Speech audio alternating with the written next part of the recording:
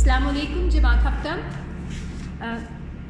سیرت طیبہ کے نئے سبق کے ساتھ میں ہوں آپ کی ٹیچر. ٹوڈے از 19 مئی 2021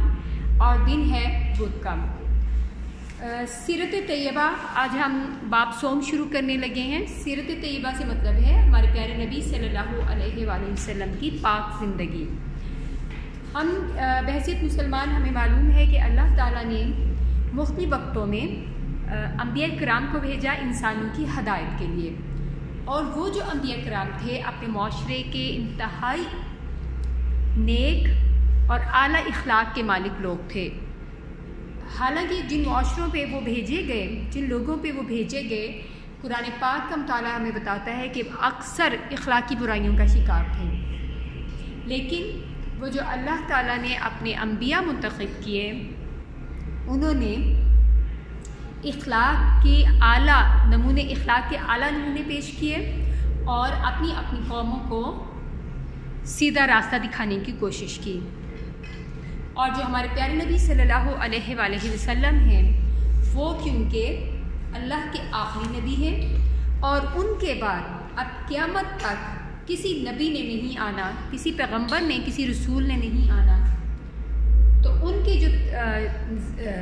شخصیت ہے وہ کامل نمونہ ہے ہدایت کے لیے.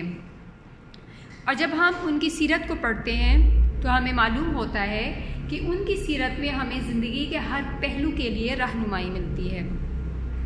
اب آپ کی جو بک میں اس چیپٹر میں ہمیں پڑھایا گیا ہے، جو ہمیں بتایا گیا ہے، ہم پڑھیں گے ان کی جنگوں کے بارے میں جو ان کی حکمت عملی تھی. اس باب میں ہم مختلف مواقعوں پر جب پیارے نبی صلی اللہ علیہ وسلم کو جنگیں کرنی پڑیں،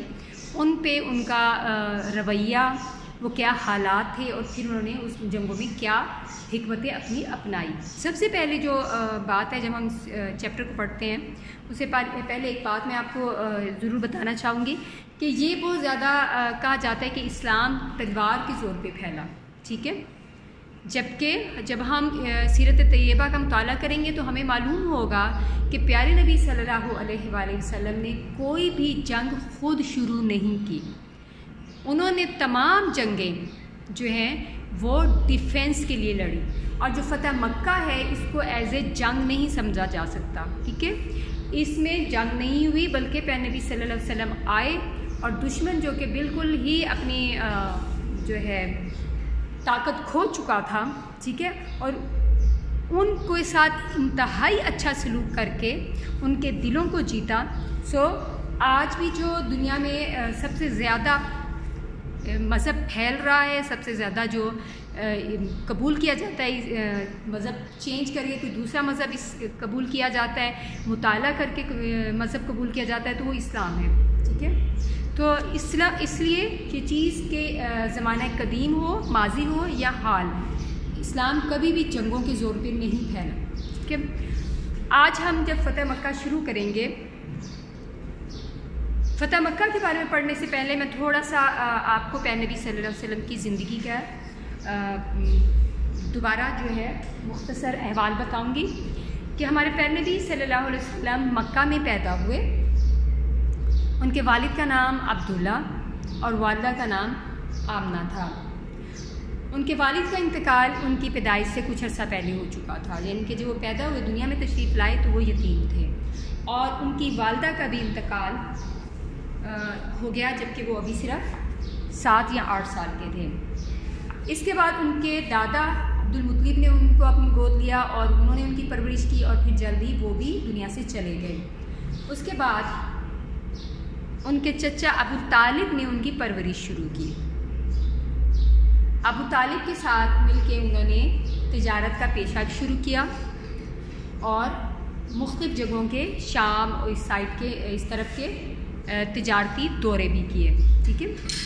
تو اس تجارت کے دوران لوگوں نے ان کا رویہ، ان کا لین دین، ان کا اخلاق دیکھا، تو انہیں صادق اور امین کا لقب دیا گیا.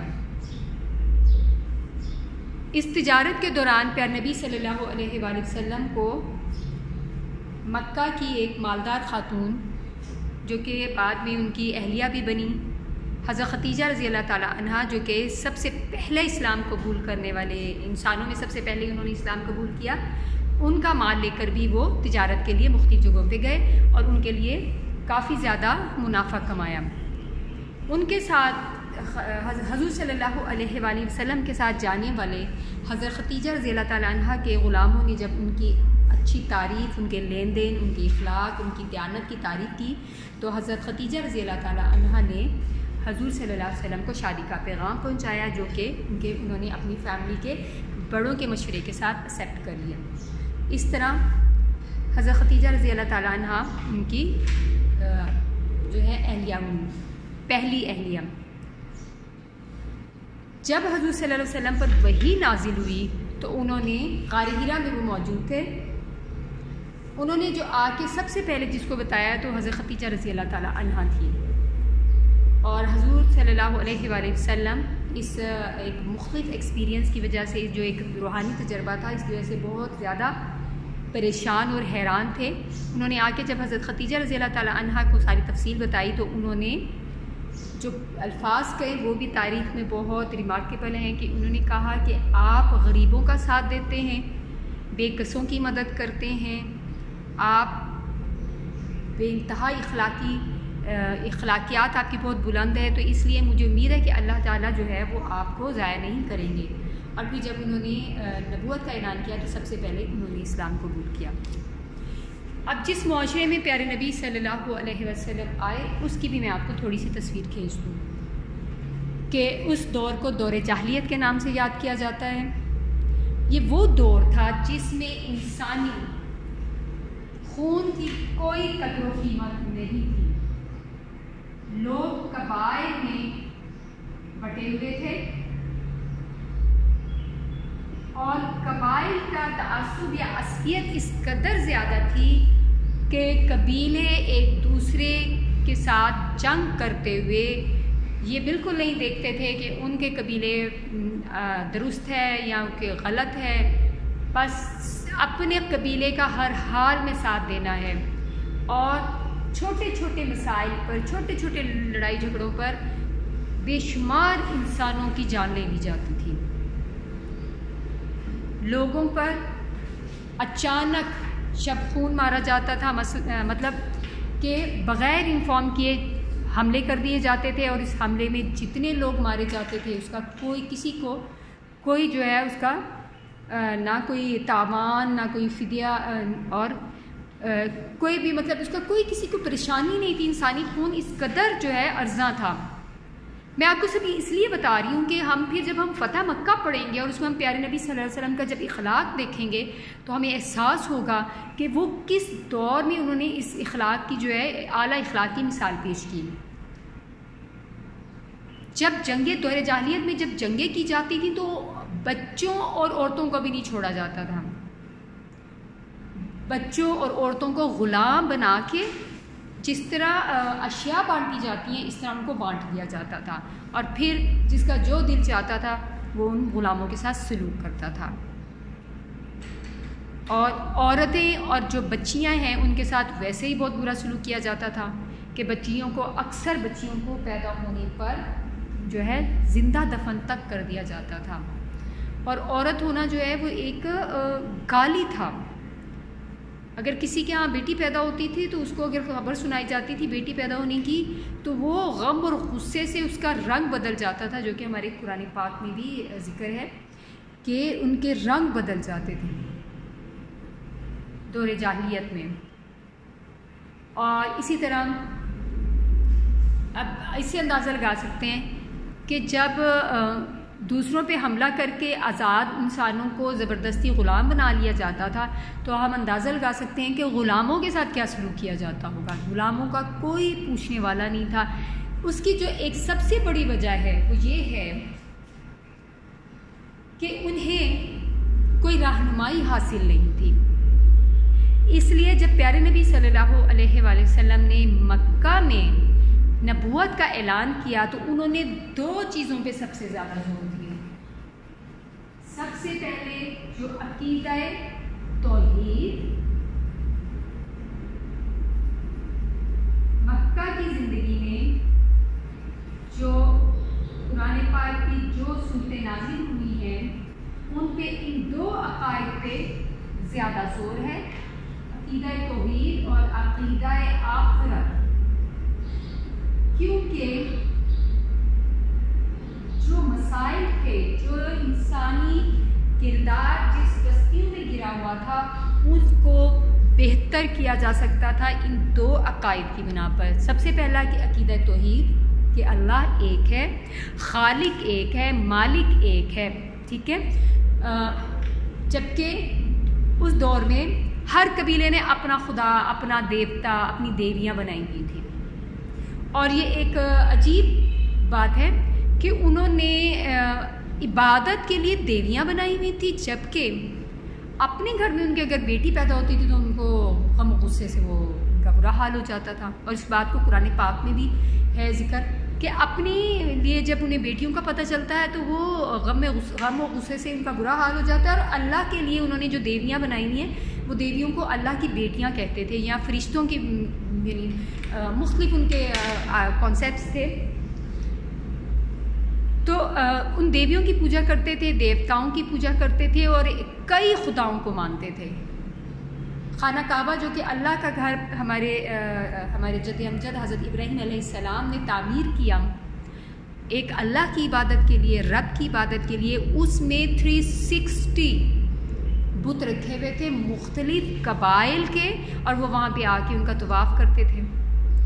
اس لیے عقیدہ توحید کہ اسلام نے ان سب کو کینسل کر دیا، منسوخ کر دیا کہ ان میں سے کوئی اللہ کے اختیارات میں ذرا بھر بھی حصہ دار نہیں ہے۔ مالک الملک، حقیقی رب، جو حقیقی آقا، عبادت کے لائق، ہمارا اچھا برا سب کرنے والا جو ہے وہ اللہ تعالیٰ ہے۔ ایک تو یہ عقیدہ، اور دوسرا جو ہمارے پیارے نبی صلی اللہ علیہ وسلم نے زیادہ دور مکہ میں بتایا وہ ہے عقیدہ آخرت۔ عقیدہ آخرت جو ہے انسان کو جب جواب دہی کا احساس دلاتا ہے۔ عقیدہ آخرت کا سب سے پہلے تو مطلب یہ ہے کہ ہم یہ زندگی جو ہے عارضی ہے، اور جب ہم دنیا سے چلے جائیں گے تو پھر ہم دوبارہ اٹھائے جائیں گے، اور ہمیں ان تمام اعمال کا جواب دینا ہوگا جو کہ ہم نے اس زندگی میں کیے ہیں۔ اس لیے یہ جو عقیدہ ہے یہ بہت سی برائیوں کا حل اور بہت سی اچھائیوں کی طرف بلانے والا ہے۔ جب انسان کو جواب دہی کا احساس ہی نہیں ہے، اسے پتہ ہے کہ بس یہ زندگی ہے، اس میں جو کچھ مرضی کر لو، اچھا کرو برا کرو، کچھ نہیں ہونے والا بعد میں، تو وہ کیوں اچھا کرے گا اور وہ کیوں برائی سے رکے گا؟ اسی لیے جب پیارے نبی صلی اللہ علیہ وآلہ وسلم نے اس عقیدے کی تبلیغ کی تو مکہ کے جو رئیس تھے وہ سب سے زیادہ جس چیز کا مذاق اڑایا کرتے تھے وہ یہ تھا، کہتے تھے کہ کیسے ممکن ہے کہ جب ہم گل سڑ کے ہڈیاں ہماری رہ جائیں گی تو ہم پھر اٹھا دیا جائے گا۔ حتیٰ کہ یہ بھی کہتے تھے کہ اگر سچے ہو تو جاؤ ہمارے آباء و اجداد کی ہڈیاں اٹھا کے ہڈیوں سے ان کو اٹھا لاؤ۔ تو اس کا قرآن پاک میں یہ جواب دیا جاتا ہے بار بار کئی جگہ پر کہ وہ جو دوبارہ اٹھائے جانے کا دن ہے وہ اللہ تعالیٰ کو پتہ ہے، اور اللہ تعالیٰ کے ہاں وہ فکس ہے، ٹھیک ہے۔ اور کسی کے کہنے سے اس طرح نہ ہو تو جلدی آئے گا، نہ کسی کے کہنے سے وہ ٹلے گا، لیکن وہ ایک حقیقت ہے، ایک دن ایسا ہوگا۔ ابھی اللہ تعالیٰ نے اگر ہمیں مہلت دی ہے تو اس لیے کہ ہم اگر غلطیوں کا شکار ہیں تو ہم پلٹ جائیں، اور اگر ہم درست کام کر رہے ہیں تو ہم اس پہ اپنے آپ کو جما لیں کہ ایک دن ہمیں ضرور اس کا اجر ملنا ہے۔ میں نے ابھی تک جو آپ کو بتایا ہے کہ وہ کیا حالات تھے کہ جن میں ہمارے پیارے نبی صلی اللہ علیہ وسلم آئے، ان کا کیا اخلاق اور کردار تھا، کہ ان کی جو وائف تھیں جو کہ ان کی رازدان تھی، سب انسان کے سب معاملات جانتی ہوتی ہیں، انہوں نے جیسے ہی سنا کہ پیارے نبی جو حضرت محمد صلی اللہ علیہ وسلم ہے اللہ تعالیٰ نے ان کو نبوت کے مقام پہ سرفراز کیا ہے، تو انہوں نے فوراً گواہی دی اور فوراً اسلام قبول کر لی۔ پھر میں نے آپ کو یہ بتایا ہے کہ مکی دور میں کیا حالات تھے اور کون سے عقائد وہاں پہ تھے جس کے لیے اللہ تعالیٰ نے پیارے نبی صلی اللہ علیہ وسلم کے ذریعے کون سے دو عقائد پہ زیادہ زور دیا۔ جو فرائض ہیں، احکامات ہیں، وہ مدنی دور میں قرآن پاک کی صورت اور آیات بتائے گئے ہیں، مکی دور میں ان دو پہ زیادہ زور دیا گیا ہے، ٹھیک ہے۔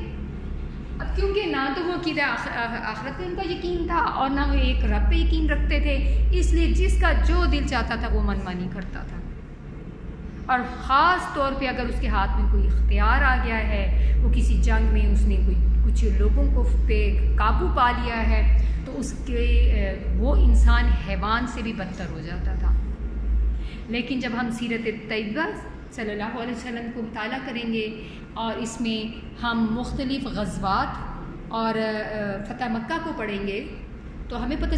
چلے گا کہ وہ انسانیت کے چاہے اخلاق اور کردار کے کس بلند درجے پہ فائز تھے۔ اور یہ جو ہم دور جاہلیت کی میں آپ کو بات بتا رہی ہوں کہ فتح کرنے والا یا غالب مغلوب کے ساتھ کیا سلوک کرتا تھا، یہ ہمارے آج کے دور میں بھی آپ یہ ماضی قریب میں افغانستان میں امریکہ نے حملہ کیا اور وہاں پر لوگوں کا کیا بے قصور لوگوں کو اپنے گھروں میں بیٹھے ہوئے، مدرسوں میں تعلیم حاصل کرتے ہوئے بچے، مرد، کوئی شادی کی تقریب میں لوگ شریک ہیں اور اچانک ان کے اوپر جو ہے بم باری کر دی جاتی ہے، حالانکہ نہ ان کا کس جنگ میں کسی سے لینا ہے نہ کسی سے دینا۔ تو یہ صرف دور جاہلیت میں نہیں تھا بلکہ آج بھی یہ ہے۔ ہم اگر پچھلے کچھ سو سالوں کی ہسٹری پڑھیں، اس میں بہت سی جنگیں لڑی گئیں، جیسے جنگ ورلڈ وار 1، ورلڈ وار 2، اس میں جنگی قیدیوں کے ساتھ اس قدر برا سلوک کیا گیا کہ ماڈرن میڈیسن کے زیادہ تر جو ایکسپیریمنٹس ہیں وہ ان جنگوں کے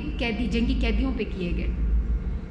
لیکن جب ہم سیرت طیبہ کا مطالعہ کریں گے ہم دیکھیں گے کہ قیدیوں کے ساتھ اتنا اچھا سلوک کیا جاتا تھا کہ وہ قیدی اپنی مرضی سے آزاد ہونے پر بھی جو ہے وہ اسلام قبول کر لیتے تھے۔ آج میں نے آپ کو سیرت طیبہ کے بارے میں کچھ تعارف دیا ہے جو کہ ہمارا نیکسٹ چیپٹر ہے، کہ ہم اس میں پیارے نبی صلی اللہ علیہ وسلم کی سیرت کے ایک پہلو جو کہ فتح مکہ کا ہے یا جنگوں کا ہے اس کے بارے میں پڑھیں گے۔ اگرچہ ان کی زندگی کا ہر پہلو ہمارے لیے کامل نمونہ ہے اور قابل تقلید ہے، اور آپ کی جو مبارک زندگی ہے وہ ہدایت حاصل کرنے کا واحد ذریعہ ہے۔ کوئی انسان جو ہے ان کے اخلاق جتنا نہ پہنچا، نہ جتنے بلند ان کے اخلاق تھے اس تک پہنچا نہ پہنچ سکے گا۔ جب ہم سیرت طیبہ کے اس پہلو کا مطالعہ کریں گے تو ہمیں ایک اور چیز جو بہت ایک اچھی چیز جو ہمارے مشاہدے میں مطالعے میں آئے گی وہ یہ ہے کہ حالانکہ ہمارے پیارے نبی صلی اللہ علیہ وسلم کو خاتم النبیین، رسولوں کا سردار بنا کے ہمارے لیے اللہ تعالیٰ نے کامل نمونہ بنا کے بھیجا کہ ہم ان کو ان کی مبارک زندگی سے ہدایت حاصل کریں، اس کے باوجود ہمارے پیارے نبی صلی اللہ علیہ وسلم اتنے عاجز تھے۔ جب بھی کوئی غزوہ ہوتا تو اس میں وہ سب سے مشورہ کر کے، جو بھی پلاننگ کرتے مشورہ کر کے کرتے۔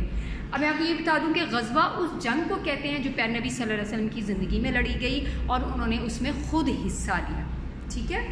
اور اس کے مقابلے میں ایک اور لفظ استعمال ہوتا ہے سیریا۔ سیریا وہ لفظ ہے کا مطلب ہے کہ پیارے نبی صلی اللہ علیہ وسلم کی زندگی میں مسلمانوں نے کوئی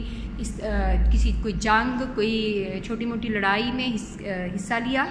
ان کو وہ جنگ کرنی پڑی، لیکن اس میں پیارے نبی صلی اللہ علیہ وسلم خود ذاتی طور پہ شریک نہیں ہوئے، ٹھیک ہے، تو اس کو کہتے ہیں سیریا۔ اب ہم اپنے اس چیپٹر میں اگلے لیسن میں آپ کو فتح مکہ کے بارے میں تفصیل سے بتاؤں گی۔ فتح مکہ جو ہے وہ دنیا کے ان حیران کن واقعات میں شامل ہے کہ جس میں غالب نے اپنے مفتوح اور مغلوب لوگوں کے ساتھ اس قدر اچھا سلوک کیا کہ کوئی خون نہیں بہایا، حتیٰ کہ دشمن بھی اس چیز کو مانتے ہیں کہ فتح مکہ پہ جو انہوں نے اپنے کردار ظاہر کیا وہ ایک ختم النبیین اور ایک سردار، تمام انسانوں کے لیے روشن مثال پیش کرنے والا انسان ہی